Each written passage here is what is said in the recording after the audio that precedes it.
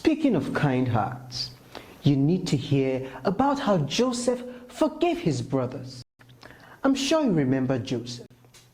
Let's hear about it. Years passed, and the famine that Joseph had predicted last episode began to spread far and wide. As it reached the land of Canaan, where Joseph's family lived, his brothers were forced to travel to Egypt to buy food. They didn't know the man in charge of distributing grain was their brother Joseph, whom they had sold into slavery all these years ago. Joseph, now a powerful leader in Egypt, recognized them immediately, but they didn't recognize him. The brothers stood before him asking for help, unaware that the man they were begging for food was the same one they had betrayed.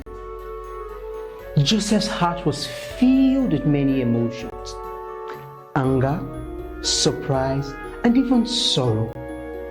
He remembered the pain they had caused him, but as he looked at them, something else began to stir inside him: forgiveness.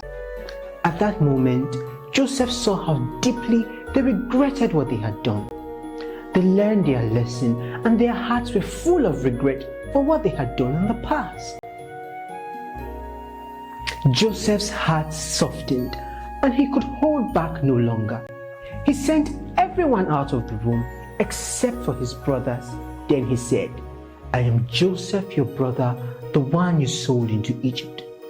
The brothers were shocked, unable to believe what they were hearing. They were afraid. They thought Joseph meant want revenge after all these years, but Joseph quickly reassured them, "Don't be afraid.